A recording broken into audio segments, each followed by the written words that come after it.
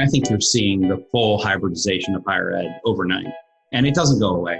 Once you create this kind of access for people, I think this is going to fundamentally change the way every school delivers its product. It's a matter of how. The pandemic has changed everything.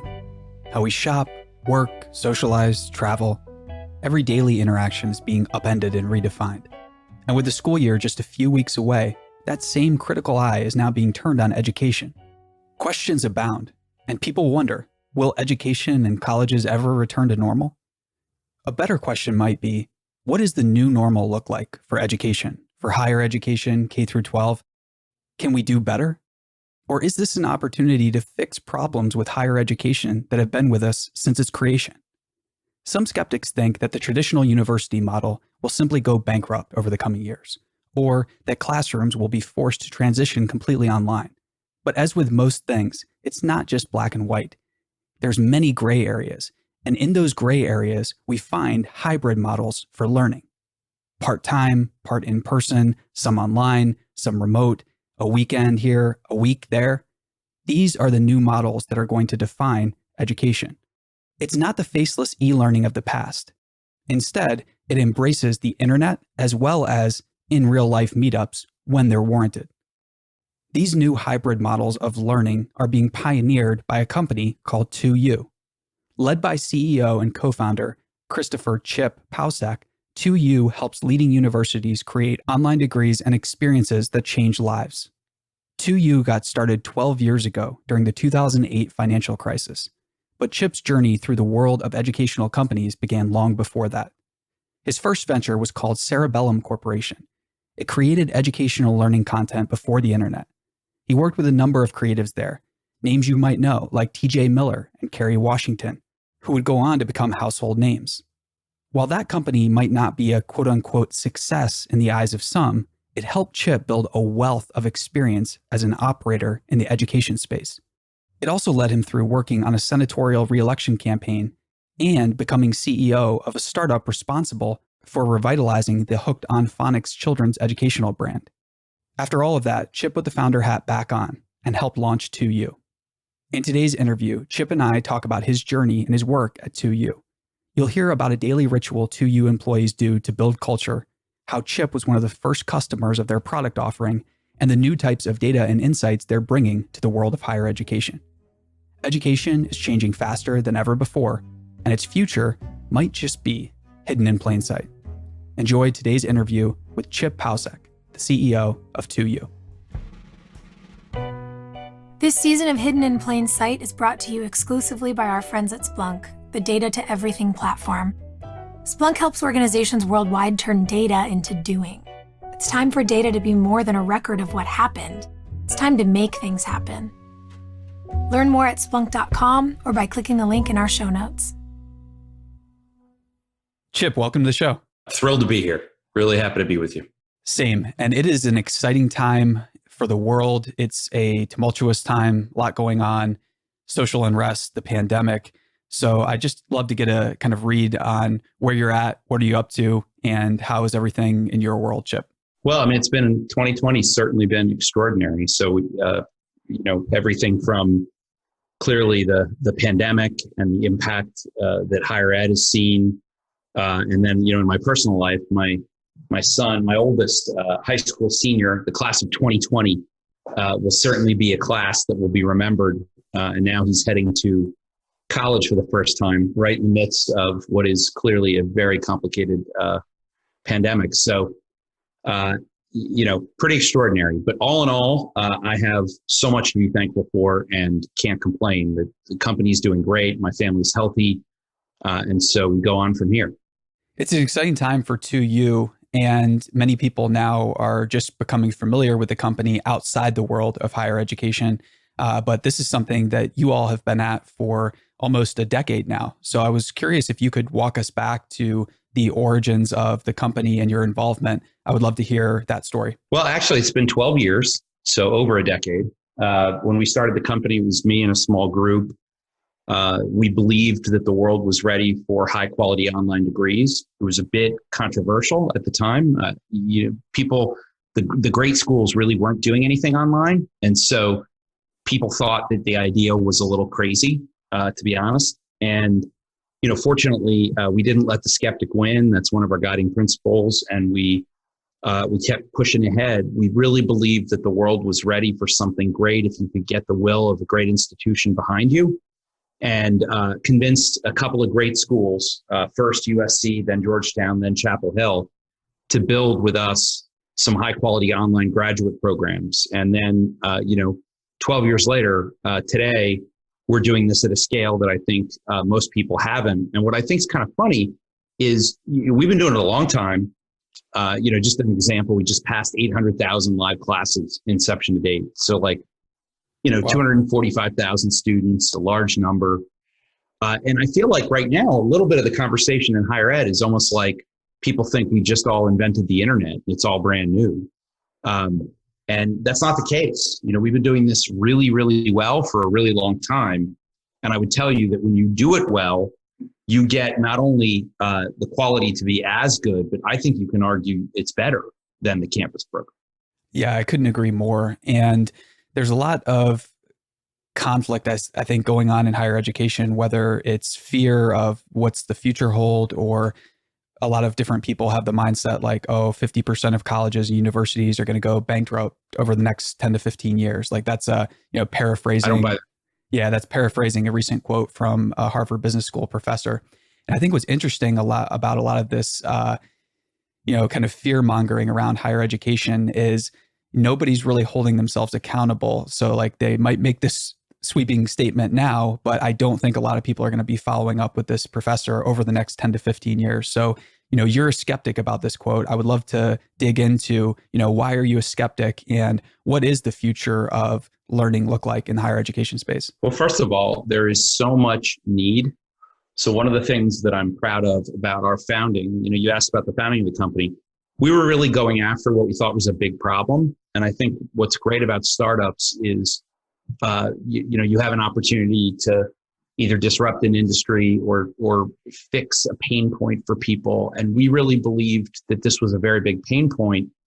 And so, I think we've proven over the last 12 years that if you do it really well, you can create something fantastic. It was hard. It took a lot longer, and it was a lot harder than we expected. But, I believe there is so much need for quality higher education that the notion that 50% of the schools are going to go out of business, I just don't fundamentally think it sinks to the sheer level of need for the world. And you've got great universities being much more responsive today on things like relevant skills. So you take the boot camp side of our business. We offer the largest boot camp programs in the country from all great universities. So 30 different great university clients offering super relevant programming to help somebody reskill themselves or upskill themselves to get a new job.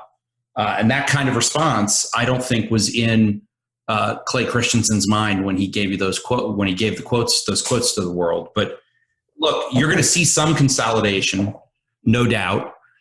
You'll definitely see some schools close that candidly were on the edge of closing. But I think those that are responsive to relevant programming, affordable programming will win. And I think the innovation that we're seeing in our partner suite would be indicative of that. When it comes to some of your partners, you brought up USC, Georgetown, Chapel Hill, some of the early partnerships.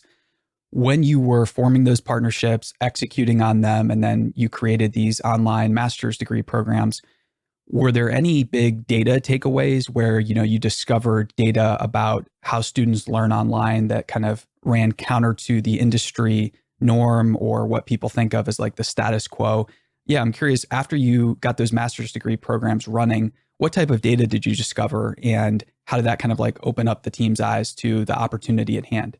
Well, the great thing about being online is that you do have a tremendous amount of data that you just don't have access to in the classroom. So, and we're constantly analyzing it to make sure that we're doing the best we can for the students, and noticing even on a per course level where within a course engagement might drop so that we could drive a better quality product at that particular part, working with our school. I mean, some of the things we saw in the early days that became very important go forward were that you could really create great relationships in the online environment. We thought that the synchronous sessions created a level of intimacy that you didn't typically see in online education. I think that's very relevant today. So the way we run our programs, the sort of intimacy between students and faculty and students and fellow students is a big part of what makes it a compelling process, and also hold your feet to the fire a little bit, because no back row was our early motto, our sort of tagline. And if you think about what that tagline means, we're really pulling students from the back row, putting them front and center. And you can do that with a really high quality online program in a way that at times can be difficult with a campus program. Ultimately, I do think that whether it be analyzing per student patterns of engagement to drive higher quality engagement in a course, on the business side, we saw that programs were much more regionally based, even though they were online, than we expected in the early days. So that really appeared and drove a whole series of business decisions over the first 3 or 4 years. The data architecture is a key component of how we run the business and how we support our students, our faculty, and our university partners. So when it comes to your data architecture, there's this industry term about dark data, meaning that this is the data that organizations are currently collecting, sitting on, or could access very easily, but for whatever reason, they're just not getting it. When it comes to the 2U business model, what type of data do you kind of bring to light for your partners that they couldn't have found on their own, or maybe they just were, too focused on what they're doing to find it? Do you ever, bring to them data and insights? I mean, I'm sure you do on a pretty regular basis, but what are some examples of data you bring to them that currently they just had no idea about? Any big stories there? Yeah, well, I think, I mentioned a moment ago that, on a course level, as you track engagement and you track how students are moving through the content, an example of something we saw is that engagement really does drop if you're in a recorded video and you go past, let's say, around 10 minutes. You want to keep your chunks of video short. Engagement is much higher, so that's an example. Sure. Net promoter scores are something that I would say most of our university partners did not deploy. So surveying your students on a continual basis to understand how they feel about each part of the program, whether it be the content, the faculty, the tech, the support they're receiving. So we're pretty obsessed with net promoter scores internally at 2U, and we use them to run the business. So using that data to not only organize the program, but organize the actual product itself and make it more responsive. There's no question that the data orientation inside the company has really helped the programs thrive. Sure. And when it comes to online learning at large, a lot of critics might say, okay, engagement or the community building aspect of these programs is something that still has yet to materialize.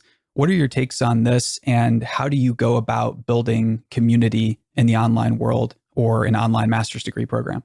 Well, we now have master's and bachelor's programs, and I do think the community that we've been able to organize at the grad level is probably more robust than most online programs. So if you look, we did a survey with Gallup that we thought was the final nail in the coffin of whether online could be as good. We think it shows that across all these different survey metrics that online can be better than the campus program. And 92% of the students said that if they could do it again, they would. So we were quite pleased with that. And part of how you get there is really driving high quality community engagement. And you have to be intentional about it. So intentionally creating the right curated path for students when you flip the classroom, creating engaging moments for the students to be together, whether it be in breakout groups or in assignments. So the number of times where we had small group projects when I was in the MBA that I took that was powered by 2U, tremendous amount of opportunity for you to engage with your fellow students. And then also doing it in a representative way related to the brand. In all of our programs, we're very intentional about really bringing the university's brand to life. So an example from my MBA program is one of the first courses you take, one of the sections of the first course, the orientation course, you learned about what a Tar Heel was. And people don't know what a Tar Heel is. And so, and they did it in a very funny manner where they interviewed the faculty. That kind of engagement is really important because as a new student to the university, you're super excited to become part of this great university culture that's been around for 250 years. The great education experiences of your life are when you were part of something bigger. And I do think if you're intentional about how you organize online, that can really work. So we work at it. The pandemic has created some challenges because we have a lot of physical things that our students do together, believe it or not. So we historically have set people to a variety of physical immersions where they might go on a weekend and go either to the campus or go to a different city and come together. So we've been doing those virtually in the time of COVID. So creating opportunities for students to engage both with one another and with faculty and with great alums. One of the benefits of the online environment is you can bring alums in from anywhere. They don't have to make the trip. So you're able to engage alums in a really meaningful way. That's really exciting, bringing all the stakeholders together like that.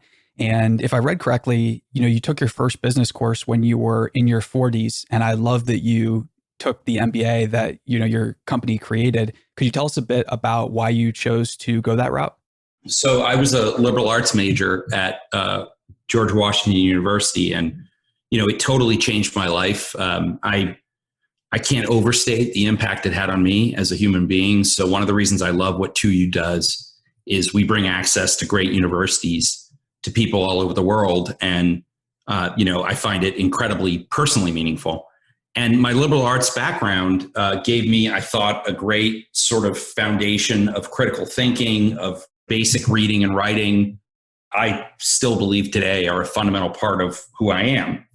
And as I got out of college, I got bit by the entrepreneurial bug and I started my first company and ran that company for a long time. And that led to a whole series of additional business opportunities. And I would say I'd never taken an actual business course post-college until well after college. And we were onboarding our B school, and I started getting really intrigued at the idea of doing it myself.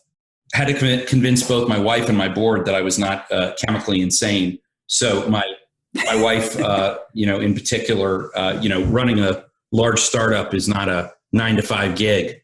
So fortunately, was able to make it work. And I do think, it proves that, my experience does prove that you can fit it into your life in a meaningful way. And ultimately, it was awesome. Took me a long time, to be clear. So it took me a little under 5 years to navigate through the program, but I kept at it. And, I learned so much and met incredible people, and I became a Tar Heel. And I really do think that the bonds that I have with the school are just so meaningful. And, I didn't do it because I wanted to talk about it on press. To be honest, when I was in the program, I didn't want to do press because it was so damn hard that I didn't want there to be any risk that I was talking about it. And then at some point I drop out of the program, that's not a win. Sure. But I made it. And, and I did pretty well in the end. And did better in courses that I would say like accounting that, aren't what I studied, not where I come from, than I expected.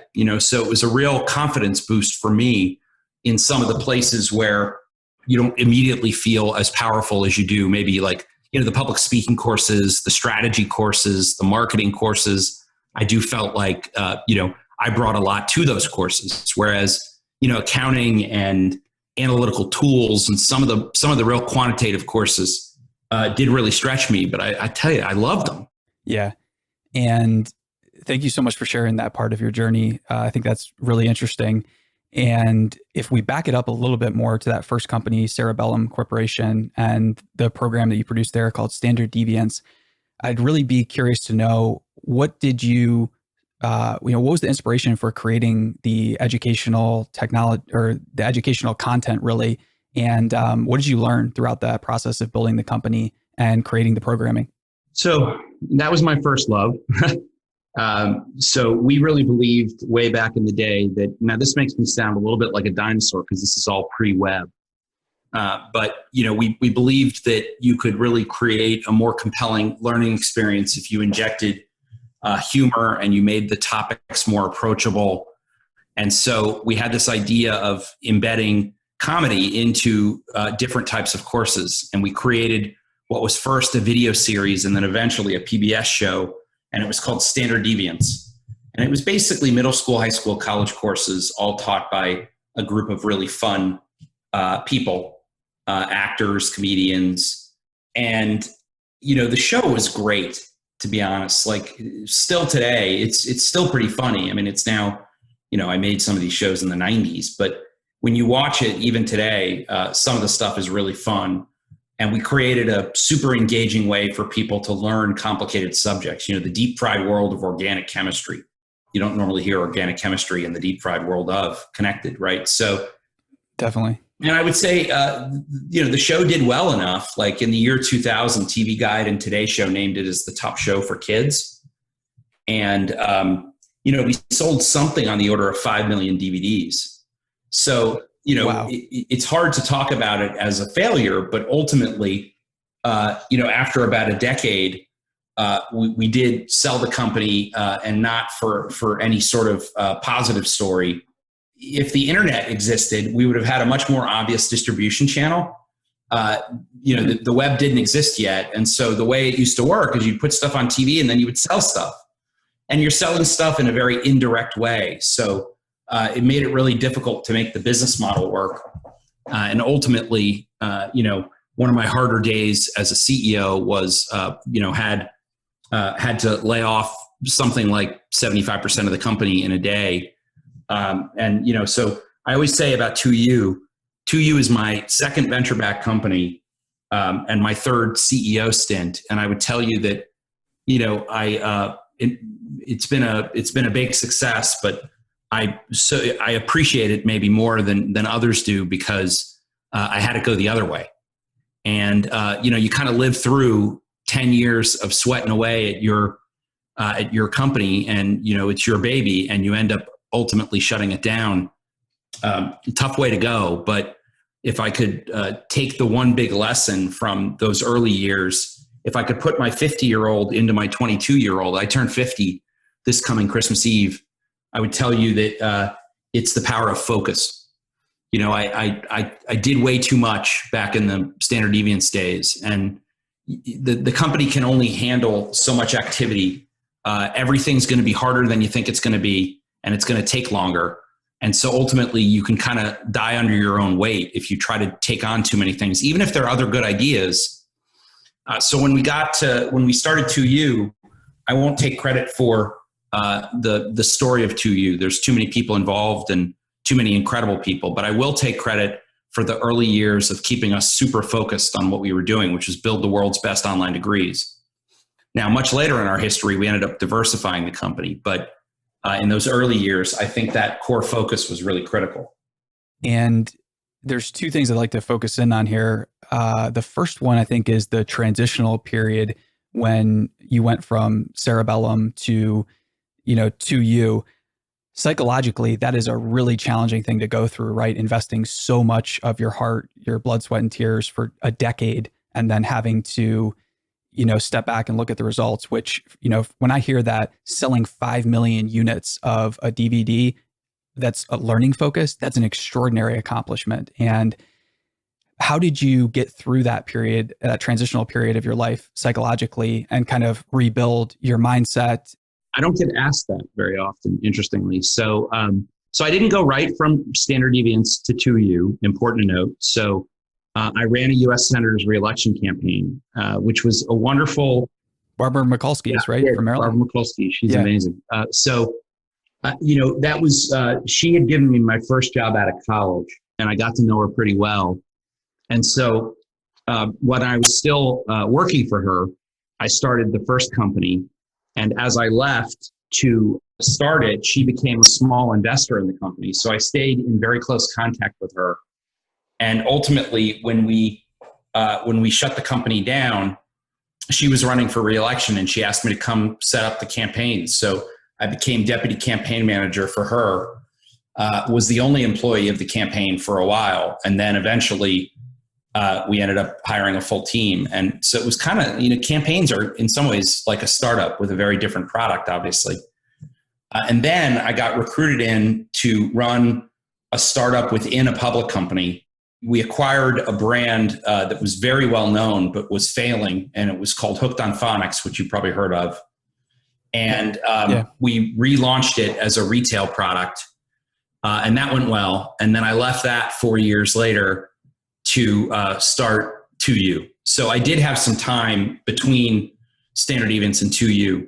I needed to do something entirely different. And the campaign was a wonderful way for me to really just jump full head first into something that I cared about passionately, which was getting Barbara Mikulski reelected. So it was a really good departure for me. But I would tell you that most entrepreneurs don't make it work on the first go. You read about the Mark Zuckerbergs, and that's incredible what people like Mark or Elon Musk or some of the big names, but many entrepreneurs don't make it work on their first go. And there's also a bit of the sort of narrative of the 20-year-old founder, the young founder, with a new startup. And most founders are actually in their 30s, 40s, and 50s. Yeah, the average age of venture-backed founders closer to 40 than most people want to talk about. That's right. It doesn't fit the narrative as well, but so a little tread on the tires, a little experience out there in the world. I think for people coming right out of school, I actually think it's much better to go work someplace and cut your teeth at a larger company to see the sort of discipline and the way they do things and learn, and then jump into the startup world. I started 2U when I was 38 with 2 kids, and fortunately had a wife that would support us with her income. And so, and fortunately this one worked, and, continues to bring an incredible amount of joy to me and to many people. So, my advice to the entrepreneurs listening is you just got to go for it. There's never the right time. There's always a reason to sort of push it off. But if you've been bitten by that bug, you kind of got to scratch that itch at some point. I love that. And the other direction I wanted to explore with you is that I think you've gone about building 2U in a rather unconventional way. And an example might be, I believe when you IPO'd the company, there were only around 8 or so clients. Correct me if I'm wrong here. I think the standard wisdom might advocate for, you have to get this many clients or that many clients. But this might be a testament to how deep the partnerships you're building are. I don't know if you can comment on that at all, but walk us through some of the unconventional things you feel that 2U has done as a company. Well, we did IPO. We IPO'd a little under 100 million. So 100 million is normally the number. We were at 80-ish, I think 84. And we had a reasonably small list of clients, but the way the business model worked is we invest heavily in each one. And we felt like the company was ready for it. We felt like we had the right team in place to do it. We did think and still strongly believe that being a public company is a much better place for our partners to believe in the company. That you're kind of in control of your own narrative and your own mission as a public company. And our partners in general are very happy with the way our employees approach the schools. And I think that starts with, my board and my management team creating the right culture. And so, in the end, could we have waited a year? Sure. But we felt like we were ready and we went for it and it worked out pretty well. Yeah, it really did. And with the pandemic and everything, now I feel like you had such a track record that you were really well positioned to, continue to lead during this time where I'm sure a lot of the messages that you're getting now from potential partners or people in the industry are kind of themed along the lines of like, well, what do I do now? So yeah, I would be curious to know, what type of messages are you getting from the higher education community, and what are some of those conversations like? Well, there's no doubt that higher ed is going through one of the biggest crises in the history of higher education. And online education has gone from a bit of a sideshow to core in a matter of months. So we're seeing the kind of conversations across our entire portfolio that we've really never seen before. I think our scale and our ability to run these programs successfully is even more important to our partners right now, given that they have some challenges on campus. And we're working on a whole variety of new opportunities to help them grow in the online world. So we are certainly in real demand. Chip, when you go about building culture, revitalizing it, keeping it fresh inside to you, what are some things that you're doing during this age of remote work to keep people close together? So we do one thing that seems to be working for us pretty well. That is it's a little complicated, but it's called the Daily Dose of Team Time. It's 11 a.m. Eastern Standard Time every day, specifically put at 11 a.m. so that our team on the West Coast, that it's not too early, but for our team in Cape Town, that it's not too late. And so it's 15 minutes. It's optional. Every day is different. So you've got some days I bring on a student, some days I bring on a faculty member. This morning's edition, we saluted all of the folks that had the highest number of lifetime students that they've served. And so everyone is slightly different. Sometimes some have a little bit of a fun appeal, some are motivational. So we normally get, like this morning we had about 400 people on Zoom. I host it, so it's live, and it's just an optional time for us to come together and remember that we are a community, and they've been pretty popular. So people like knowing, even if they don't come every day, they like knowing that we're doing it. We normally get between 100 and 300 people each day. We had Valerie Jarrett on from our board, and we had like 1,000, right? So there are some that we have more people on, but I think it's a really great way for the company to stay connected to the mission, for the people to stay connected to the mission, and at times just have a little bit of fun. So every other Friday, the 11 a.m. is a dance party. You kind of have to see it to believe it. Right. Randomly, one of our admissions counselors is also on the side a great DJ, and her name is DJ Keeks, and she comes on and really just blows everybody away. So you got to keep it real. That's really fun. And yeah, I would love to see that. And then also, if you have any joke writers from the old days of Standard Deviants, it might be fun to kind of incorporate them however you can. If you can write educational jokes, wow, you're a talented joke writer. Yeah. I think the writing staff was really good. Taking a subject like calculus and making it approachable. It's hard. But Chad, a bunch of people that were in the Standard Deviant shows have become really big deals. So it was the first show of Mike Rabiglia. I don't know if you know Mike. Miller from Silicon Valley. And then the biggest celebrity was Kerry Washington. Oh, wow. Standard Deviants kind of, was the first start for some pretty famous people. So at least we were probably doing something right. So cool. And last education focused question, and I would love to jump into a lightning round where we can kind of unpack a little bit about who you are and maybe talk a little Dolphins. Don't know if we'll have enough time. We'll see. Last education question. So according to the Chronicle of Higher Education, this is on July 10th, they said that about 62% of colleges and universities are welcoming students back to campus. 21% are planning a hybrid model, and only 8% of institutions will start the fall online only. So this is still, it's not just early days in terms of shifting to a hybrid model or online learning. It hasn't even really started yet. Does it feel that way for you? And where are we at in this kind of genesis of education being real world only to being a hybrid or online model? I think you're seeing the full hybridization of higher ed overnight, and it doesn't go away. Once you create this kind of access for people, I think this is going to fundamentally change the way every school delivers its product. It's a matter of how. So, we found the schools that fully embrace it are really going to win. Our Simmons partnership, which we announced a couple of months ago, is off to a great start. And the fall, it's just been fascinating that in the fall, their numbers are looking really good. We think it's because they fully embraced it. They're prepared, they're leading instead of following. And it makes me very proud to see. So I do think that this all is going to create fundamental change. Couldn't agree more. So when it comes to sports, are you a football player or you just enjoy watching the game? Oh, it's funny. It's funny you say that. Yesterday, we were at a friend's house and played two-hand touch in their yard.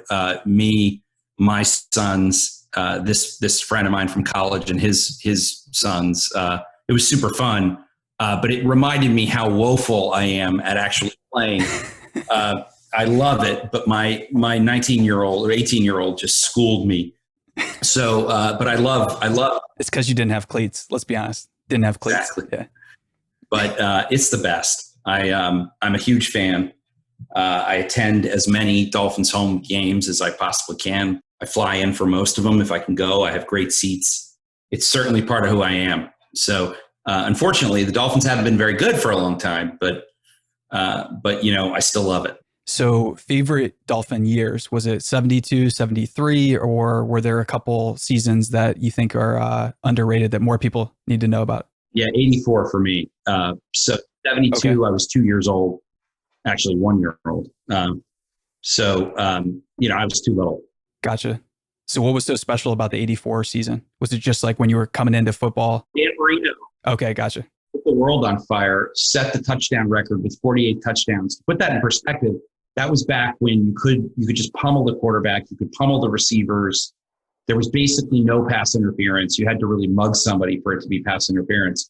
So it was a very different era of football, and no one had ever seen anything like Marino. I mean, Marino in his heyday right now would throw 60 plus touchdowns, So 1984 was just epic for me. Now, unfortunately, we go to the Super Bowl in 84 and we lose to the 49ers. So still today, I have a little bit of a chip on my shoulder about the 49ers. All good. Chip, when it comes to learning that you're doing on your own, you're a graduate of an MBA program, but what about non-traditional things? Is it books, podcasts, talking to other smart people? How do you try to structure some of your self-directed learning now? I think actually I do find Twitter, I know people love to jump on Twitter, but I find that I'm able to stay very up to date on what is happening in my industry and things that I care about by being particular about who I'm following. There's some great follows on Twitter. And then, I'm a pretty voracious reader of business and trade publications just to stay up to date.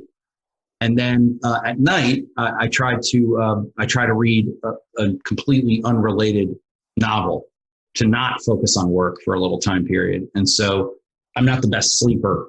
So I find that if I read a novel in the wee hours, I can also read myself back to sleep. So right now, I'm not sure if this is the best choice because I'm reading The Stand. Oh, wow. Stephen King. Yeah, pretty dark. But it happens to be about a global pandemic. Right. So I'm really enjoying it, but maybe a little close to home. Sure. When it comes to other novels or business books, do any come to mind that have really inspired you throughout the years? Yeah, I just read Shoe Dog. I really liked it. The story of Phil Knight. It's a great book. That's like a page turner right now. That if you haven't read, Bad Blood, the story of Theranos, excellent. Reads like a page turner. And then my favorite book probably ever is Watership Down. The rabbits, and I've never felt more connection to the down. Yeah, how wacky is it that it's about rabbits? But yeah, it's great. So I like fantasy, I like science fiction, that kind of stuff. End of the world stuff, apocalyptic stuff. I enjoy reading. Yeah, shout out to Watership Down though. Yeah, thanks for bringing that up. I'm remembering the moments crying as a child reading it, but that's fun stuff for sure. Chip, when it comes to final pieces of business wisdom or life advice, What advice do you think is really applicable right now? Maybe you learned it from a mentor or it's just something that's top of mind. Any final thoughts that you want to share with our listeners to help keep people motivated and focused on what's really important? I mean, right now is a great time to start a business. I know it sounds crazy because the economy's rough, but like we started in 2008 and the world was in a pretty rough spot. And so, ultimately may have been the best time to start the company. We obviously didn't know it at the time, but so, I think if you've got a great idea, if you've got an idea you love and you're passionate about, you really got to go for it. I have a very close friend of mine right now that's starting a company. It's very early stage, and it's been fun to advise him, to help him figure out how to put the pieces together. There's nothing quite like it. And then on a personal note, I would say that my favorite tagline personally is "Every day is a holiday, every meal is a feast." Unfortunately, we tend to only care about this kind of stuff when we've had a tragedy of some kind to remind us how special life is. And every day that we're, able to continue on in this crazy world is a special day. You just kind of have to figure out how to remember that when you wake up in the morning. It's hard to do because life gets to you. But if you can remember it, you're a better colleague, you're a better father, you're a better, spouse. So I always try to keep it front and center. So every day is a holiday, every meal is a feast. Powerful words. Thank you so much for being generous with your time. And everyone listening, we'll see you next time. No problem, Chad. Great being here with you.